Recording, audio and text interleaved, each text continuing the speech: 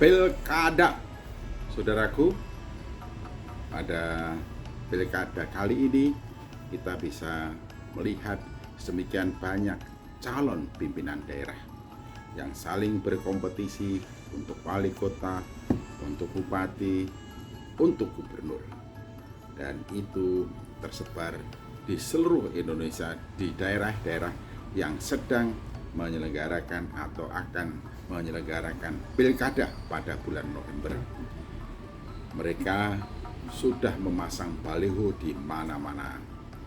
Ada calon pimpinan daerah perempuan, laki-laki, ada yang pasangannya laki-laki, pasangannya sama perempuan, dan di mana-mana. Mereka datang berkompetisi dengan berbagai macam tujuan. Banyak hal yang ditawarkan untuk membuat masyarakat tertarik memilihnya. Mungkin ketika masyarakat memilih merasa mereka terwakili dan juga kepentingannya akan dipikirkan, diperjuangkan, atau bahkan diwujud nyatakan. Nah, satu sama lain saling berlomba-lomba untuk memenangkan hati masyarakat, supaya pada saat pilkada nanti mereka yang dipilih dan kemudian mereka yang ditetapkan sebagai pimpinan daerah, baik itu sebagai wali kota, wakil wali kota, sebagai bupati, wakil bupati, sebagai gubernur maupun wakil gubernur. Ada yang berangkat dari niat hati sendiri, oleh karena keterbebanannya untuk membenahi daerah di mana mereka dilahirkan. Tapi ada juga yang didorong, dimotivasi, difasilitasi oleh orang tua, atau juga oleh kelompoknya, atau oleh partainya. Nah, masing-masing punya background yang khusus untuk setiap calon pimpinan daerah yang ikut kompetisi dalam pilkada.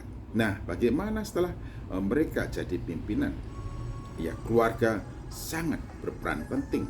Bagaimana supaya seorang pimpinan di daerah itu mampu atau dapat melaksanakan tugasnya dengan baik, atau bagaimana pimpinan-pimpinan daerah itu kemudian berjuang demi dan bagi kepentingannya sendiri. Ada contoh yang menarik, peran seorang ibu yang selalu mendampingi dan memberikan pendampingan kepada putranya saat menjabat sebagai pimpinan suatu bangsa. Demikian juga sekarang mestinya ibu, orang tua dari setiap pimpinan daerah selalu mengawal, mendampingi supaya putra atau putrinya yang menjadi pimpinan daerah melakukan tugasnya dengan baik, dengan benar, demi dan bagi kepentingan rakyat yang dipimpinnya, sesuai dengan janji pada saat kampanye atau pada saat menawarkan diri untuk dipilih oleh rakyatnya. Saya membacakan dari Amsal pasal 31, seorang ibu yang memberikan pendampingan kepada anaknya dengan nasihat yang luar biasa. Demikianlah firman Tuhan.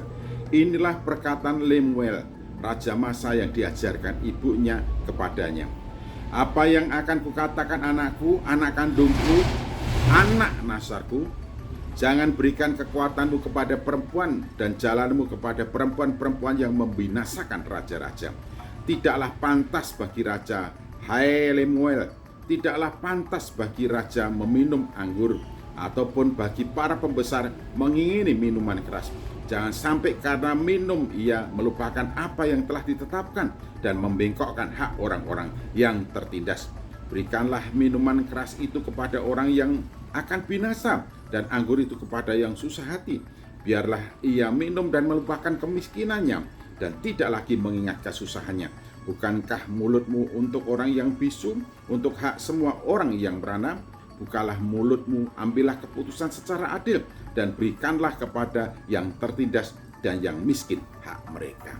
Ini adalah nasihat seorang ibu, supaya seorang anak yang menjadi pimpinan tidak terjerat dalam perzinahan.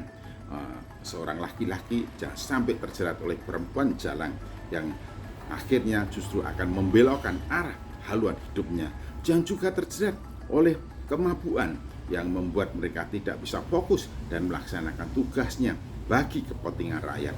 Jadi seorang ibu memang harus selalu mendampingi anaknya yang menjadi seorang pimpinan, bagaimana supaya anaknya mampu mengemban mandat atau amanah yang diterimanya, supaya anaknya betul-betul melakukan tugas untuk kepentingan seluruh rakyatnya, berlaku adil dan memperjuangkan hak-hak yang harus dimiliki dan menjadi bagian hidup dari rakyatnya.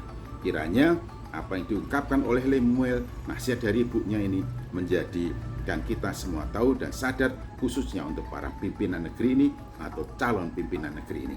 Tuhan Yesus Kristus memberkati.